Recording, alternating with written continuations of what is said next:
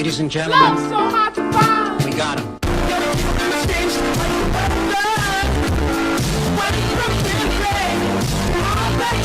Hello fellas, as you might have already noticed, I've upgraded my setup a little bit by buying a TV from our Patreon and our one sponsor. Thanks, Charles.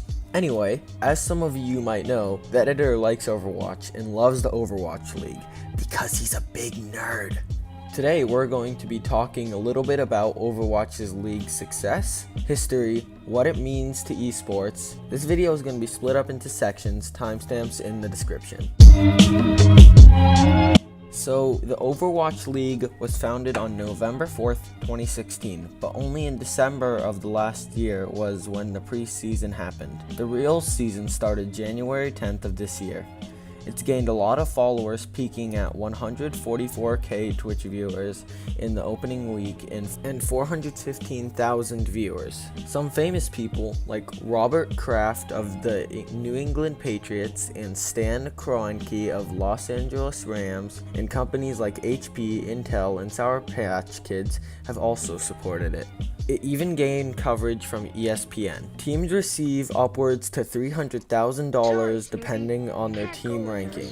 So at the end of each stage, each being 4 weeks with 2 games for each of the teams, the 4 teams with the highest records play in a tournament for $125,000. Number 1 gets to pick a team to play in the first round, and some memes were made. At the end of each 4 stages, there is an overall playoffs for the top 3 teams from each division play in a tournament for $1 million this time. The overall prize pool is $3.5 million, with one team already having a total winning up to $600,000. Anyway, Overwatch League's success is due to all the players Overwatch has. Just recently hit 75 million. So that's cool. But Overwatch League is hitting big success with Blizzard Arena selling out every week and making even more money from the contenders. That's basically the Overwatch League's trial process. With many rich investors and expansion teams soon to come, the Overwatch League is showing no sign of slowing down. Insert transition here! While the league may not be struggling with popularity, it is very expensive to run. That's money that I don't have, but our sponsor may be helping to change that. This video is sponsored by Water. Water. Drink it or die. Here's a satisfied customer reviewing and talking about the product. Well, I just really love this stuff. I can't get enough. It's truly delicious, I gotta say. This grade A water is only $19.99 with your order. This offer is not available in stores. Order is now 20% off. Oh, I still have a video record? Back to it then. The starting base of the franchise was $20 million, but there will not be revenue sharing until 2021. A series of fines were also given out due to multiple controversies. Overwatch League has probably made more money from these fines than from actual donations and Robert Kraft. This brought up a topic that the league is really sensitive. They punished an audience member for having a Pepe sign. They've done some really questionable things with some really inconsistent and weird punishments. 2 players have been removed from the league due to controversy and scandals, those players being XQC and Dreamkazapper. XQC was banned for typing the tryhard emote while a Black Overwatch League caster was on the screen, which he should not have been banned for, but which he should have been aware of. The main reason for his ban was saying something deemed homophobic to gay player Muma. He was joking and was clearly angry for Muma having bad manners, and after his team was beaten, sorry for sounding like a little kid using the word manners.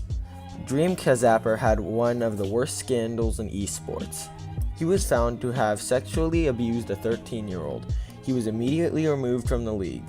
Player Eco was fined $10,000 from the Overwatch League for making a joke, for God's sake. Big dumb cow didn't finish the script, so you have me now. At least here's the missing piece. Please consider this was written 5 weeks ago.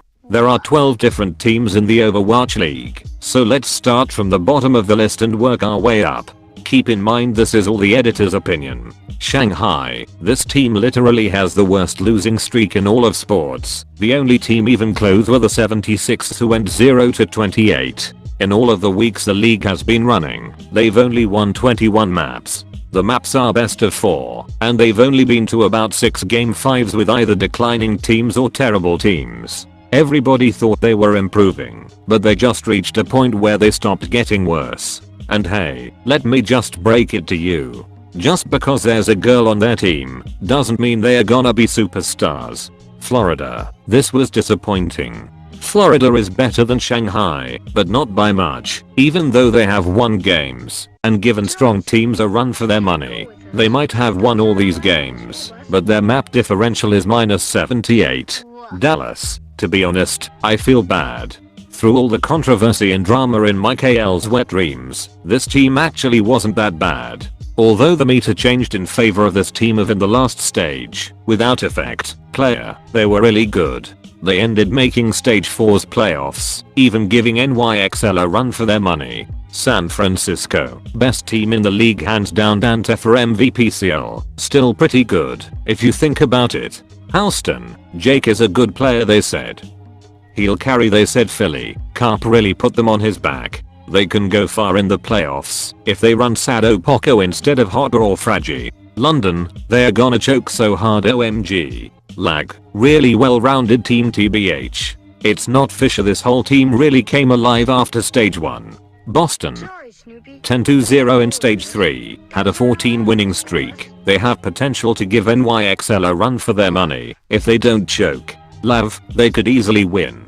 NYXL, they should easily win. If you enjoyed the video, make sure to join our Discord, and if you're rich as HECC, donate to our Patreon later, skaters.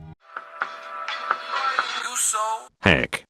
Precious when you smile.